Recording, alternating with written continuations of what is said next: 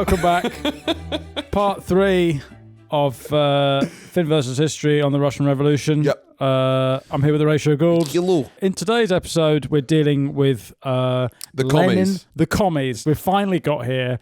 Look, I know that I forced you to do this topic. I lean right. I lean to the right. I dress to the right. Yeah. My balls lean to the right. And you don't seem to be giving these guys the sympathy that you give Hitler in many ways. No, they're listen, Lenin. Have you not Stalin, found the characters, just from a historical perspective, you've come round to how thrilling these people are as all of them, historical figures? all of them, to a man, Yeah. wankers. But you Get a photo. as opposed to Hitler. Get a photo of Trotsky up. Yeah, I'm saying at least with I Hitler. wear my red tie for the. At least with Hitler, you think, well, that's a fun guy. Really? that one. This one. These cunts. Fedora, Pasne, thinks he knows everyone better than everyone. One absolute wanker. Right. As opposed to Nazi High Command, what a bunch of lads. Oh, yeah, it's a beer hall. Beer hall putsch, wasn't it? It's a stag do. It's a bit of fun. It's some pints. Whoa there. Oh, okay. All right, that's a bit much. That's me on Hitler. Right. If you had to sum me up on Hitler, it's like, hey, where are we going for pints? Where are we going next? All right, Czechoslovakia, yeah, fine. Hey, all right, no, you've ruined it. You've ruined it. You've ruined the fun. These cunts. Right. This is the biggest. This is the origin of actually. That's these guys. Is it? Yeah. Yeah. Political correctness starts with these fuckers. No. All of it. All of I it starts with these disagree, fuckers. because The Soviet Union. Political correctness is a Soviet term. This is what I disagree with. I think Lenin, Trotsky, and Stalin, they were when the left had some fucking balls. No. Stalin's got balls. Do you don't think Lenin and Trotsky have balls? No. Trotsky's a fucking prick. Yeah, he is a prick, but he's got facets to his character. He was also a top military commander in the Russian Civil War. These guys are fucking hard as nails. Stalin's a boss, man. I like Stalin. You like Stalin? But I tell you, you must have come around to the thrill of Lenin.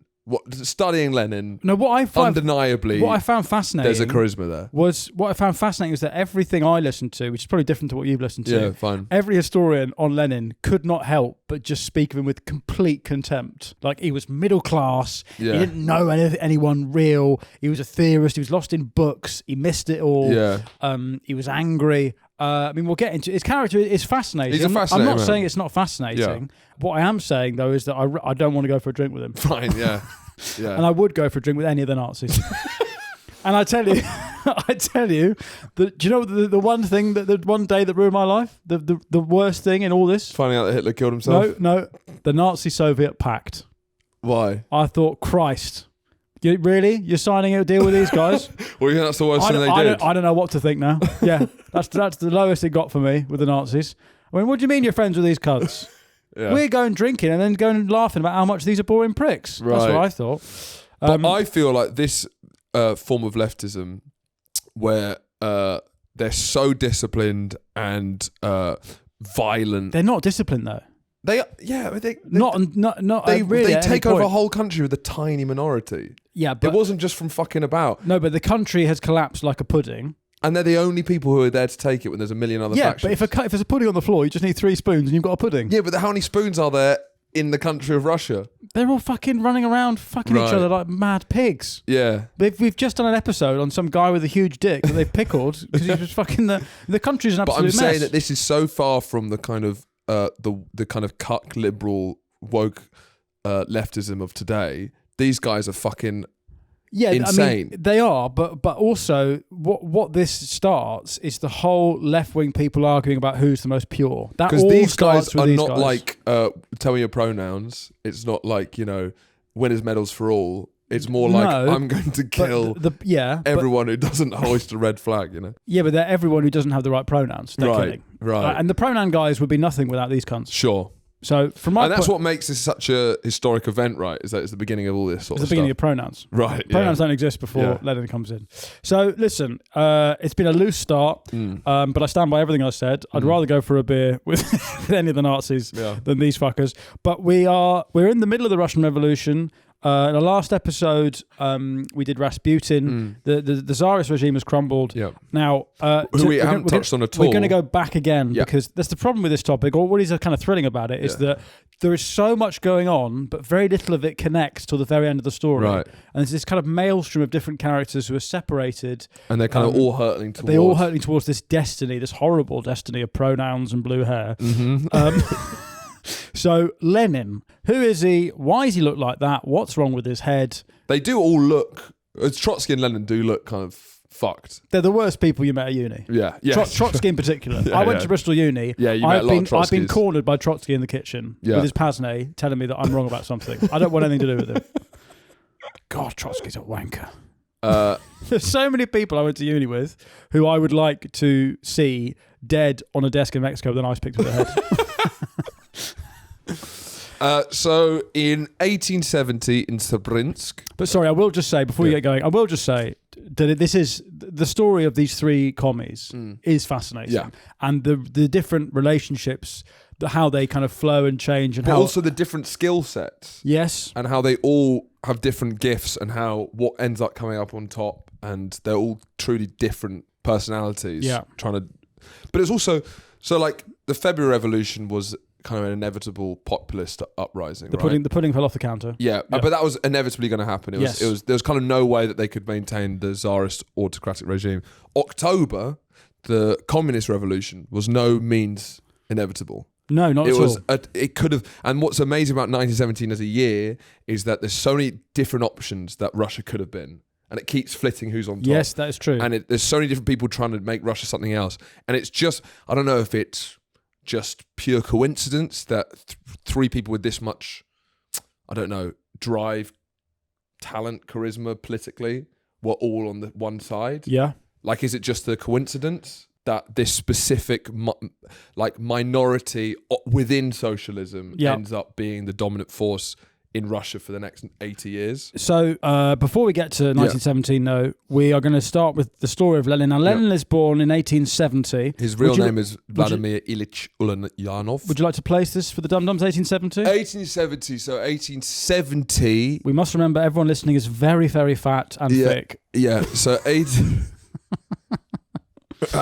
it's before... We can't forget that our listeners are there. Yeah. Right, so 1870s before Jack the Ripper hit Mary Jane Kelly for 6. Okay.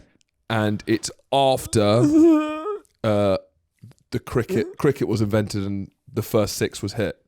So it's after 6s are a thing. Yeah. It's before Jack the Ripper starts smashing women over cow corner, reverse ramping Mary Jane Kelly. See you later. She's into the stands. That woman goes. So they'd understand the cricket analogy. Yeah. But they wouldn't understand this. But Russia, cricket's not really in Russia at this point. Not at all. No. It never really is. And one of the things I don't like about in my head about Lenin and Trotsky is that if you try and talk about cricket, they'd be like, I don't like cricket. Yeah, right. Because it's an imperial game. Yes. They do like playing? To put a lot of water on fun fires. Yeah, that's what I mean. Yeah. They're the fun police. Yeah. They're the original fun police. Yeah. But there's something quite Protestant about that, don't you think? They're nihilists. Right. They're not Lutherans at all, are they? No, but you could make an argument that the ferocity of the Marxist ideology is treated very similar to quite like a Protestant reading of the Bible. Oh, I guess Protestants still at the end of the day have something to live for, though, don't they? Right. Yeah, I guess so. So listen, right, he's born, as you say, Vladimir Ilyich Ulyanov, April the 22nd, 2 days after Hitler's birthday. If you're interested, but not in that year. Hitler was not yet born. Lenin was older than Hitler. Mm-hmm. Hitler's more of a fun guy because he's younger, I guess. Sure. He's son of a liberal civil servant, quite like upper middle class for Russia, I guess, which means his dad is a school inspector, which I don't know if I'd consider that upper middle class, but I think in the state that's of things. Him, Ilya Ulyanov. And then his older brother, who we touched on, Alexander, nicknamed Sasha, is executed for attempting to assassinate Tsar Alexander III, which I don't think he was meant to be the man of the house. Because his dad dies quite young, I think. I think it's quite they had quite a big garden. Yeah. They were like, they're living better than most Russians. Yes. And they love their books. Yes. He's a bookish cunt. Very much so. They're always at Waterstones. He loves his mum. Mama. Yeah. Mama. He loves his mummy, and his dad dies suddenly, and then his brother gets banged up. Again, no, he gets assassinated. He gets killed, executed. That's the word. I think he gets executed maybe in St. Petersburg or one of the major cities. And they like, do you want to come watch? They're like, do you want to come watch your brother being hanged? Yeah. And this is like the first they've heard of it. They're like, why? Yeah. Why are you hanging him? Oh, because he tried to kill the Tsar. Yeah. What? Yeah. Sasha? But this is a goody boy. So they're finding out that a sex tape's been leaked. Yeah. Of your like good son in a Berlin sex club. What? He doesn't. Yeah, like it's Charlie's mum. Yeah. Basically finding out where Charlie's been. Yeah. No, not Charlie. No. Well, no, Charlie's been sexually blackmailed, and Yeah. the punishment because he hasn't paid up is they're going to send links to all his family of him wanking into webcam. It's kind of that. My Charlie wouldn't do that. And then you click on the link. My God! My Charlie, who loves a cream bun. Charlie loves a cream bun. A lot more than a cream bun. You don't know what a cream bun is, love. There you go. What is a cream bun? You want to see a fucking cream bun? Is that when you come in your own arse? What's going on? That's when you come in your own arse, yeah. Is it cream bun? Yeah. So basically, to go to Sorry, Charlie, what noise are you making when you make a cream bun? It hurts at the start and then it's good. Right.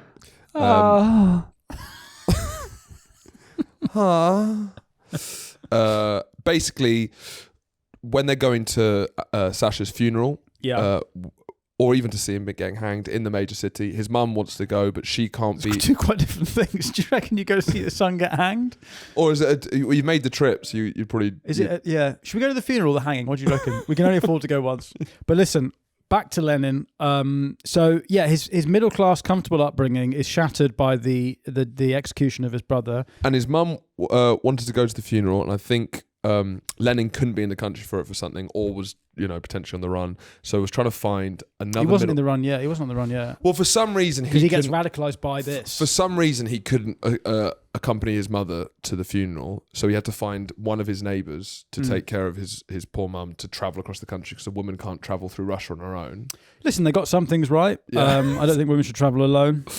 And he could, of all the bourgeoisie, middle class neighbours, all of them turned their backs on him.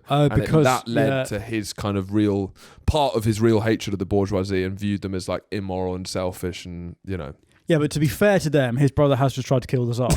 So I think if he could get a bit of a perspective on this, he'd be like, yeah, well, fair enough. I mean, my brother was did a bit of a boo-boo. So he finds out what Alexander was into. So Alexander, by the way, had got into Marx. Yeah. Well, it's sort of like, your older brother showing you music he Andrew likes. Tate videos. Yeah, it's the same. So he was into Tate. That's what kind of forced... He fell in with a bad crowd, tried to kill the Tsar, got caught, hanged. And then Lenin can't believe this. But this is the OG. Like, and there's Lenin so many uni students, I've had my own experiences with it. You go to uni, there's the left-wing vibe at uni. But this is the originals, right? This is why they're so annoying. This is the first to ever do it. Yeah. So it must have felt truly exciting at that time. I guess so. Because this is the first time that anyone's even doing this stuff. They have nothing to compare it to. So Marx's literature has come in because when the censorship were relaxed, and he went to uni in Kazan, and then starts getting radicalized. But yeah, he goes through all the stuff that his brother was into. And he was like, because he thinks, well, his brother must have really thought this, believed in it to try and kill the Tsar. So what's he on about? So then he reads Marx. He starts forming an underground socialist cells among industrial workers, is arrested in 1895, imprisoned, then exiled to Siberia for 3 years. Now, this is a big, important part of like your, credentials. This is your stripes, right? Yeah. Going to Siberia. Yeah, it's kind of like doing jail time in a way. If you get sent to Siberia, it shows that you've got some legitimacy. Yeah, but also all of these guys want to get sent to Siberia for a little bit. But Siberia's not actually that bad. Seemingly not, because this is just exile. It's not gulag. Yeah, you just go to a place where there's loads of space and you can like read. I think he does lots of writing and reading. He's always writing and reading. Now I must say, when he was born, by the way, this is a fun fact. When he was born, his head was so much bigger than it should have been. Really? Yeah. The midwife. He's a megamind. Yeah, he's one of yours. Megamind. This is Lenin when he's born. Yeah. So the midwife said that he will either be very intelligent or very stupid. Which is quite an astute point. Which in a way, he's both, isn't he? Right. Do you not think? I guess so. Well, how's he stupid? Well, he's like overeducated and doesn't know what... Yeah, well, it's so much so. He doesn't know that anyone wants or needs. Right, yeah. He thinks that, I'll just abolish money. That's what everyone needs. So he's in Siberia, which isn't that bad. No. And then he launches a paper called Iskra, Right. which is like a sort of Marxist newspaper. He right? loves writing. This is the kind of peak of the pen is mightier than the sword, right? This is where, like, Reddit forums, this is when they're doing the most damage, right? Yeah. So while he's in Siberia, in 1898 in Minsk, the Russian Socialist Democratic Labourers Party, is There's that right? so many factions, by the way, in this story. Yeah. It's an It's why I kind unbelievable... of tune out. Yeah. The amount of committees. This is the peak of committees. It's like... I didn't know Russians loved committees as much as this. But Well, they like suffering, don't they? Yeah. It's the whole unbelievable. point is that they just want to be so bored. It gets ludicrous, especially in 1917, the amount of committees, inquiries and stuff. Yeah. But they last like 15 hours. Well, it's not an inquiry. We love an inquiry. Yeah. It's not a committee. Right. It's different, yes, isn't it? It is different. British love an inquiry into what happened, and the committee's like, what should we do? Right. And it's all committee. It's all committees. No inquiry. No. They should do a lot more inquiries. Yeah, they'd learn from their mistakes. They did inquiries. Yeah, the communists never did inquiries, did they? No, and I actually think part of the reason that why is Hitler seen as so much worse than the communists is because we had a Nuremberg where the Nazis were like publicly shamed and tried. There's never been a Nuremberg for communism, has there? Yeah. None of the crimes of communism have sort of been. But also, killing 5 million people was more of a, well, we kind of fucked that up. Whereas when Hitler kills 5 million people, it's like, well, brilliant, we nailed that. Yes. Yep. It was kind of with the communists is incompetence and bad planning and management ends up. I do think they hide behind that a lot.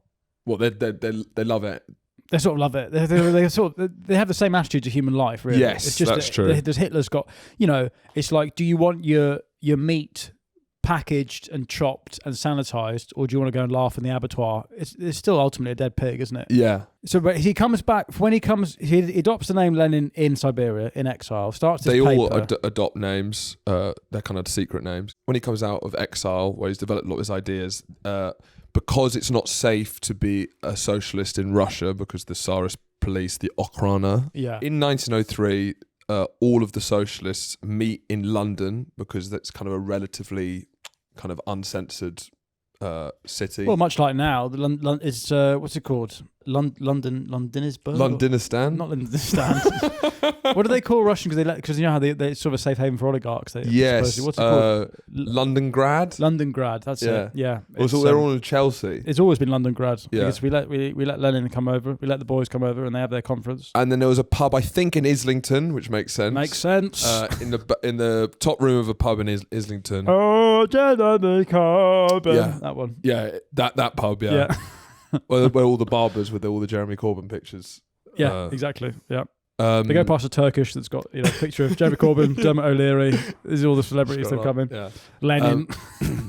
And weirdly, I think over quite a small debate about basically how personally involved each member has to be of the Communist Party leads to one of the key splits. And there's basically two halves of the Socialist Party split up into the Bolsheviks, which means the majority, it's Russian for majority, and the Mensheviks, which means the minority, even though the names don't really make sense. And well, it was Lenin chooses the names. Lenin chooses it. Which is, to be fair to him, genius. Yeah. In that no one, going to the country with a party called For the Minority is mad. Yeah. Whereas Bolsheviks were for the minority much more than the Mensheviks. Yeah. Because basically, if you're a Bolshevik, which Lenin was going to lead and believes in, he basically believes there should be a small professional band of revolutionary cadres who are going to lead the revolution. So it's going to be just a committed, the A-team, who are going to overtake, throw power over power without any democratic process. And that was the only way of achieving revolution. Because he wasn't really interested in popular movement. No. He was interested in people who knew what they're talking about.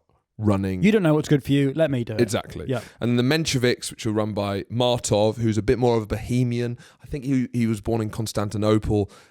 He's a little bit more of a weed smoking kind of like chilled out leftist. Yeah. Right. He was head of the Mensheviks, who believes that cross-eyed. Yeah, exactly. Cross-eyed fuck. Oh yeah, because he's just fucking hit. He's done some bong rips. He looks like he's hit a lot of rigs. Quickly. And the Mensheviks wanted it to be a slow democratic movement, and when the country was prepared, and it basically ended up being Bolsheviks hard left, Mensheviks more moderate. The Mensheviks sort of wanted to let the revolution happen, and then after a period of democracy, transition into a supposedly socialist utopia, as Marx had said. Yeah. Lenin was like, fuck that democratic bit. Let's just fast forward to the bit where I'm in charge. One thing about Lenin is he seems like a very awake man. Yes. I feel a lot of leftists these days, there's a lot of long COVID, there's a lot of chronic fatigue. ME. There's a lot of like smoking weed. Yeah. Then Lenin is sat upright. His intensity and his focus. He's got a right-wing work ethic. This is what I mean. This is why this is what's interesting about the leftists of this period. They're so different to what leftism is now in many ways. Yes. Or even people who spout Leninist, Maoist ideas are very different to those revolutionaries. I know those revolutionaries now. Yes. And it's just, it's part of the Corbynista movement. Yeah, It's kind of like, it's very linked to sort of Berlin nightclubs, tattoos, blue hair. Yeah, nose rings. A lot of very overweight people saying that it's your fault they're overweight. Yeah. That is so different to the most... Lenin, who's balding at 21. Yeah. Do you know? Loves exercise. Yeah. And is just maybe politically the most focused politician of all time. Yeah, he's so focused that he misses everything that happens, which is quite funny. Like, he's so... Well, he misses it up until 1917. That's what I mean. But when he arrives, his focus is so laser focused during a period of complete chaos that he manages to pull off. Still, it's extraordinary they managed to pull this off. Like, it was not written in the stars to happen. No, it definitely wasn't. It's down to the kind of force of nature of people like Lenin and Trotsky, a little bit Stalin, but mainly Lenin and Trotsky, that this was pulled off. Because it just shouldn't, it didn't have popular support. It was just down to the kind of, because even like, you look at I don't know how the spread of talent ended up all being the Bolsheviks, because even Martov, the head of the Mensheviks, happened to just be not a very good speaker, a bit more chilled out. But it's just, it's funny how like the way people can talk about how brilliant Lenin is in taking power. Yeah. You compare that to, if I was to say the same thing about the Holocaust. Right. Like, isn't it just amazing that, like, of all the things... You do say that. Yeah, but that's what I mean, is that... You say that regularly. But one is seen as worse than the other, isn't it? And it's like, this ultimately is misery for hundreds of millions of people for years. But you also marvel, and people do marvel at the way that Hitler took power. Yes. Do you know what I mean? Incredible. So it's the same thing. Yeah. I know, but there's a double standard.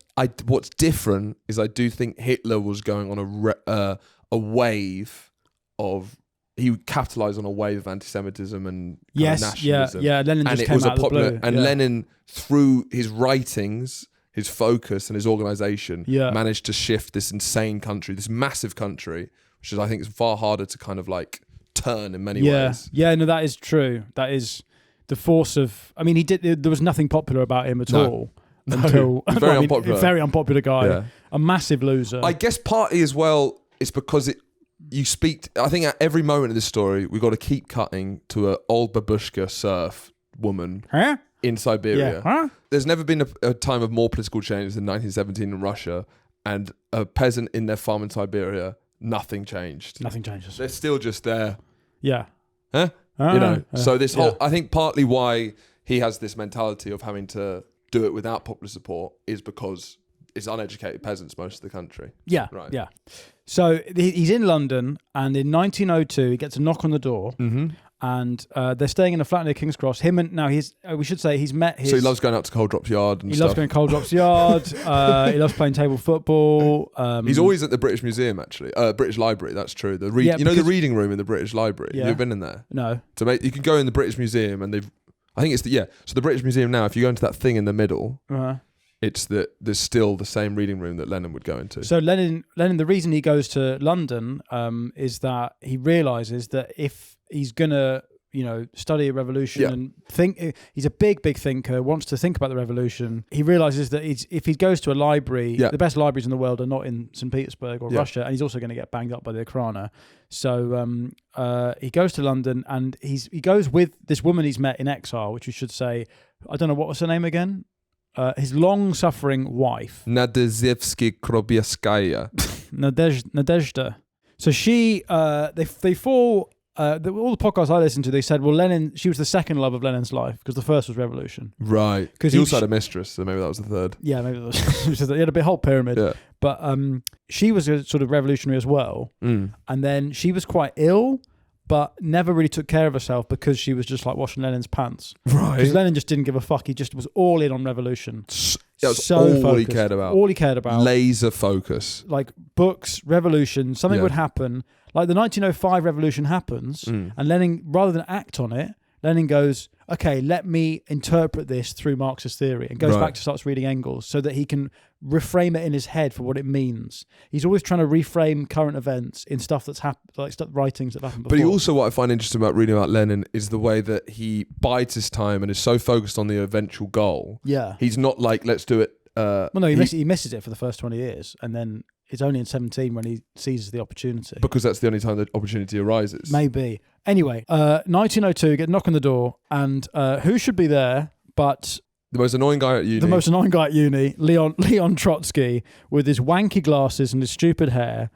He knocks on the door. They've not met yet, and but I think he just maybe knows Lenin's there. I don't know how. Well, yeah, knows. they're both the socialist revolutionaries. I'm trying to find this one picture in particular where he just looks like so like that's the one with the book title. That one, no, Yeah. that one. Christ, ugh. And it literally The looks ultimate- like, it looks like me at uni. The ultimate fuck, the ultimate fuck boy. Yeah, this guy's ghosting the fuck out of He's you. shopping at Cos. He hosts a podcast about women's He's got football. a Dawn Books tote bag. He's vegan. He supports Dulwich Hamlet FC. Disgusting. Get him away from me. I don't want to see him at the weekend. He knocks on Lenin's door, Yeah. and then they have a lovely day together, wanging on about revolution. Yeah, theories. so let's get Trotsky's biography up. Lev Davidovich Bronstein. Yeah, and he was basically kind of a prodigy. I think his parents were rich farmers, right? Right. And he was so clear. He's just one of those prodigies who immediately excelled in school, and basically has always been very intelligent and talented, and that's Yeah. kind of why he is the way he is. Right. Incredibly Cocky. arrogant, incredibly Yeah. cocky. Yeah. Makes people feel very stupid, Yes. but he is a brilliant writer and a very even better speaker than Lenin. One of Lenin's skills is when he's a speaker, he's so laser focused and he speaks very clearly and simply. But Trotsky is just a much more romantic, colourful speaker. But originally, Trotsky does side in the Menshevik-Bolshevik split. Trotsky does sign with the Mensheviks, so there is a rift that appears between Lenin and Trotsky. Now, Trotsky calls himself Trotsky because he goes to, it's either Siberia or it's a jail, and he escapes and he forges some papers with the name of the security guard at the jail, which is Leon Trotsky. He just calls himself after the guy who jailed him. Anyway, say his name. Blah blah blah. Ends up in London, having been arrested a bit for sort of revolutionary activity. Gets exiled in Siberia for 4 years. Gets his stripes. He gets his badge. Gets his Siberia badge. Yeah. It's got like his, your coaching badge. Your swimming badge. It's the Cub Scouts for communists. Yeah. You get your Siberia badge. What's interesting about the difference between the left and the right is you don't have to have right-wing credentials.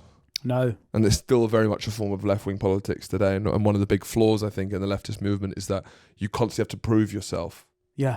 And everyone is doubting everyone of not being a leftist. Ironically, it's very, very uninclusive. It's very uninclusive. Well, you just have to prove that you really are a leftist. Not anyone can just say, but with the right, if you're a fascist, people believe you. All right. If you're like, send them all back, you're like, well, do you really want to send them all back? Yeah. Prove yourself. Let's prove it. Prove that you're racist. Yeah. No racist asks you to prove that you're racist. No, just go, all right, do you want a pint? I bet you're not racist. I bet you're only pretending. I bet you're not as racist as I am. I'm really racist. That never happened. He's not a real racist. No. Cut him out. No, Cut him he's out. not. No. He's a fake racist. Yeah, he's not really racist like we are. We're the pure racists. It is much more inclusive fascism. Yeah, ironically. Yeah. Well, only if you're... Well, to the right to the right kind of person. Anyway, he's in London and he meets Lenin in London, 1902. They have a lovely day out. They go see London Eye, Big Ben. They do the aquarium. Well, they are that. like Lenin and McCartney, aren't they? Yeah, they are. Lenin and McCartney. Trotsky is definitely Lenin. Lenin. Do you think? Yeah, the much more flamboyant, pretentious. Yes. Yeah.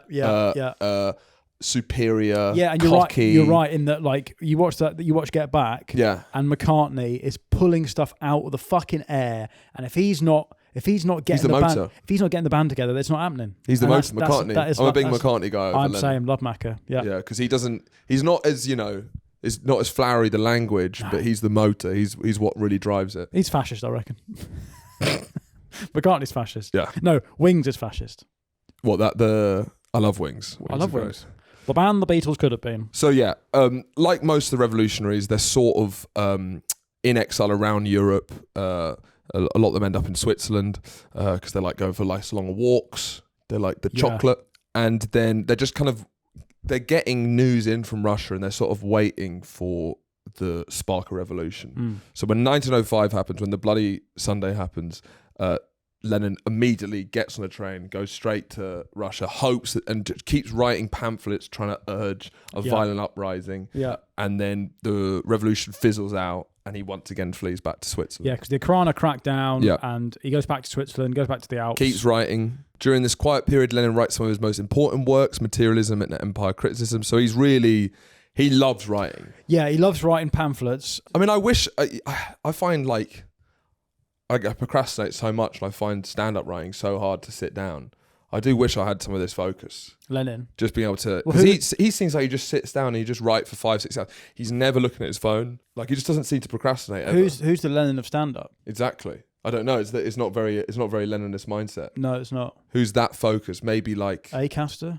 Yeah, I guess so. Just cranking out intricately constructed hours. Yeah. Anyway, the point is, London Conference, there's a big split between Bolsheviks and Mensheviks. Yeah. And who should side with the Bolsheviks but another young man, one of the great men of Russian history. The maddest cunt of the lot. Yeah.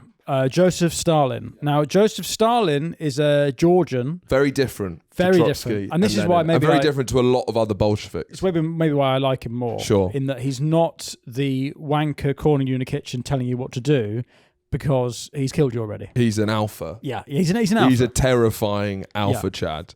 So, and he's also the fit one of the three. Yes, definitely. The best looking. Yeah. And Stalin is born a peasant. It looks like Zayn Malik. Yeah. From One Direction. Born a peasant and... born a Georgian peasant, so right on the fringes of the Russian Empire in the Caucasus region.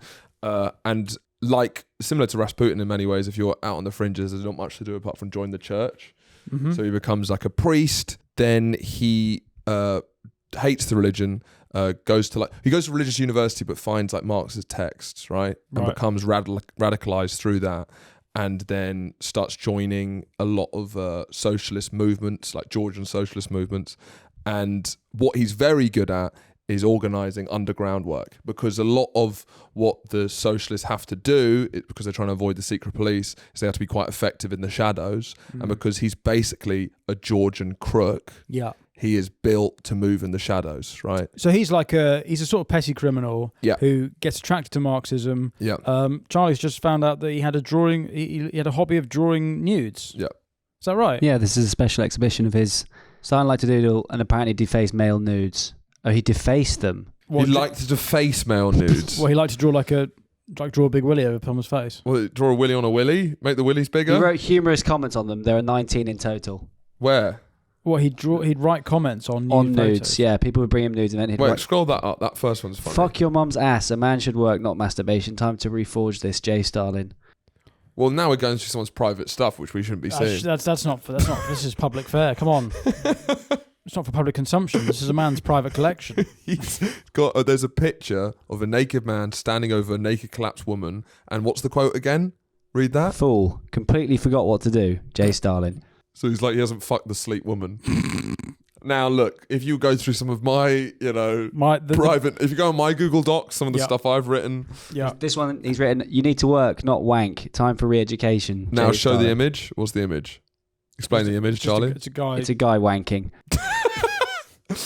I didn't know this lighter side to Stalin. So Stalin's a sort of petty crook, and he gets attracted to the Marxists. And then the reason that this is kind of the final piece of the puzzle, if it is the Beatles, he's actually Ringo. He's Ringo, is he? He's Ringo because he's unsung. He's in the background, and he's the thick one of the three. Yeah, he's the thick one of the three. No one takes him seriously, but he is keeping the whole thing. He's the drum. He's the rhythm section. Yeah, he's the rhythm section. It doesn't work without Ringo.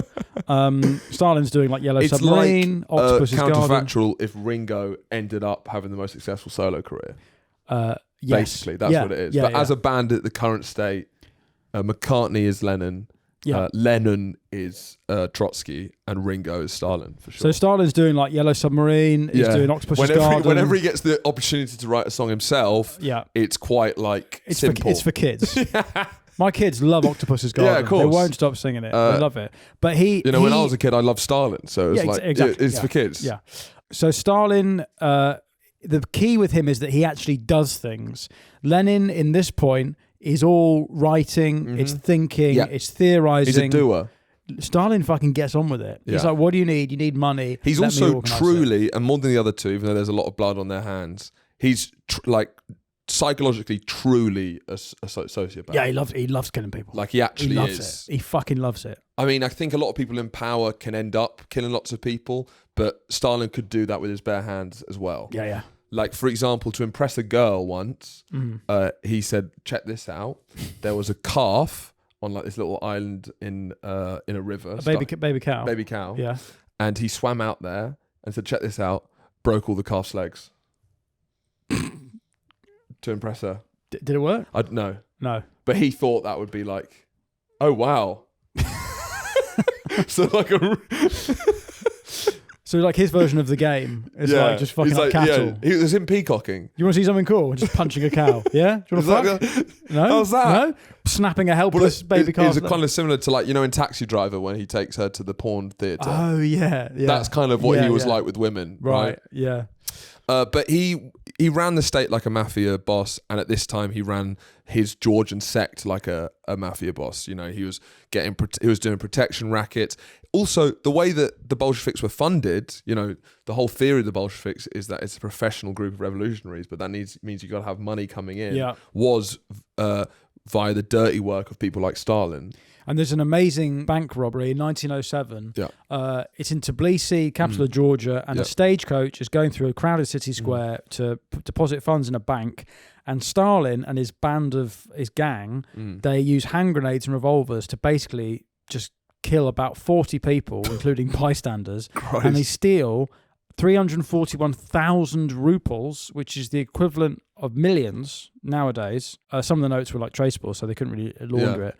But this led to a major crackdown on revolutionary groups. Yeah. And it says that Lenin and other Bolsheviks publicly condemn such actions, though they secretly use the funds. So there you go. But this is the kind of stuff Stalin would do to fund. But then the uni-educated Trotsky and Lenin, they don't want to know about this stuff as long as the money's coming through. Exactly. So they got someone. He can rise up. It's like they've all got trust funds, but they would never say that because Yeah. that would then delegitimize their. But then this guy's working really actually doing it. This guy who's got no trust funds, just fucking robbing banks. And he, of course, is exiled to Siberia. Between 1902 and 1913, Stalin was arrested and exiled multiple times. And he also escaped from Siberia many times. There's some crazy stories. Like, have you seen the beginning of There'll Be Blood? Yes. When he falls down the well and he breaks his leg? Yeah. And then you had that big panning shot showing that it's this endless desert. Mm-hmm. And then the next shot is him. He's clearly crawls through the desert to get his leg fixed. Right. And it kind of sets him up as a character who will do anything Yeah. to survive. And Stalin has walked through a frozen wasteland desert out of a Siberian exile, right? For 20 miles, and then realized there was no way he was going to die. So he walked all the way back. So he's constantly. He's like the hardest geezer if he got lost. Yeah. It's literally, yeah. So at what point does Stalin start to become like Lenin's little lapdog? I don't think he's exiled from Russia. He manages to stay on the ground. Yeah. So Lenin and Trotsky are out in Europe. Trotsky goes to New York. Yeah. And Lenin is. So Lenin is in the Alps in Switzerland because he loves fresh air and exercise. Yes. Because he's not a well man. No. He's got headaches. Yeah. He doesn't eat very well. Smokes a lot. His wife's cleaning his pants. Yeah. I think he's got shitty pants quite a lot of the time. He's the first dirty bottom. So is it? Yeah. Well, the first dirty bottom of all time. Yes, because the communists have dirty bottoms. Yeah. Yeah. Hitler's got clean breeches. Sure. Lenin's got sort of skid marks on them. Sure. But he loves doing press ups. He loves doing exercise, swimming. Part of the reason, which is not very modern left wing. Very left wing. You're right. The left has got flabby. Very since flabby. Lenin. I just would wonder what Lenin would think of the non-binary, blue-haired, fat tattooed He'd be livid. He'd be fucking livid. He'd be livid. He's like, this is not. It's not about this. It's about. I'm a Leninist. What? It's about murdering anyone who's on a middle class salary. Yeah. What are you talking about? What are you talking about? Pull yourself together. These guys were just built. I run a feminist meme account. Go kill yourself. Don't call yourself a Leninist when you come back to me and you've killed 7 people. Yeah. But part of the reason the Bolshevik cause is such a urgent, straight to revolution, no democracy, no foreplay, straight in the arse. That's Lenin's theory. No lube. No lube. Lube's for capitalists. Mensheviks are like, we need a bit of lube. Bolsheviks are like raw, no lube. Mensheviks is still a bit of foreplay. Yeah. Mensheviks are hitting second or third base. Yeah, Martov is like, come on, baby. Come on, baby. Yeah. And then it's like, right. Yeah. There's no time to get your clothes off. Martov's going down. Just pull your trousers down. Martov, sit on my face. Let's let it all hang out. Yeah. Lenin, bend over in the arse. Then I'm back to reading. Yeah. Yeah. No, he's reading on her back while he's. Yes, he's got his writing pamphlets on her back. Yeah. So part of the reason the Bolsheviks are like that is because Lenin thinks he hasn't got much time left. He thinks he's going to die soon. And he's constantly got the melancholy, and he genuinely doesn't think he's going to see a revolution in his lifetime. What? Lenin collie. Very good. Yeah. Very good. For him. Vladimir Lenin For him, collie. that's very good. Can we have a minute, please? Minute silence. No, just a minute. That was so quick. Yeah. It was nothing to do with poo or lube. Look at it was that. just He's a pure growing. pun. Look at him. He's proud as punch, Charlie is. Lenin collie. Anyway. Lenin knows he knows he's going to die in his 50s, basically. He feels unhealthy, and so he feels this panic to get something done before But he has a lot dies. of Lenin collie about thinking he'll never see the revolution. Yes. Because he just, every time, especially when 1905 collapses, he really thinks like that was our big chance. We fucked it. Yeah. And then, so the big thing we need to get to is the war breaks out. I mean, between 1905 and the war breaking out, there's a lot of... they're going around cafes, they're building ideas. Trotsky is publishing for the newspaper Pravda, which becomes kind of the main... That's a beer now, isn't it? Yeah, Praha, isn't it? Oh, right. But basically, everything changes kind of when World War I breaks out, which comes as a big shock to Lenin. Yeah. All of Lenin's writings are incredibly anti-war, and he's the most consistently anti-war, maybe of anyone in Russia. Yeah. It splits a lot of the socialists because there's a million different factions. Mm-hmm.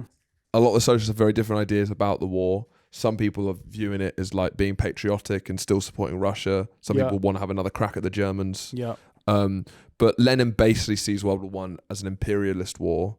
So he's so extreme, he doesn't really care if Russia wins or doesn't. He just wants it over and for the Bolsheviks to be in power. He starts talking about a defeatist peace. Yes. Which is where it would be good, and this is a very Russian thing, ultimately be good for Russia to get fucking annihilated, because out of the ruins, I don't even think they want to rebuild anything, they just love being ruined. Yeah. They just want suffering. Yeah. Can you imagine how fucked we're going to be? Oh, can you imagine being fucked up the arse that hard by the Germans? I'd love that. But it is his war stance is kind of one of the key things how the Bolsheviks managed to be perfectly placed for power. Yeah. And his manoeuvring to end the war is some of his it's crazy biggest gambles. Yes. Yeah. Because also what's impressive about Lenin as a historical figure is he will go into a meeting with 12 other socialists, 11 disagree with him, and he will spend 15 hours until everyone agrees with him, and he'll whip a room round, and he doesn't care what anyone else thinks. Yeah, because after 15 hours, if Gareth Stevenson still hasn't changed their mind, you go, do you know what? Fuck this, I'm going. I don't care. Yeah. Shut up, Gary. Yeah. You're not going to change your mind, so this is pointless. I'm leaving. So Lenin, the leader of the Bolsheviks, is exiled, and he's just writing and reading. And when he has to, he does some anal without lube. Yeah. But he doesn't. But he's annoyed. He's annoyed about that.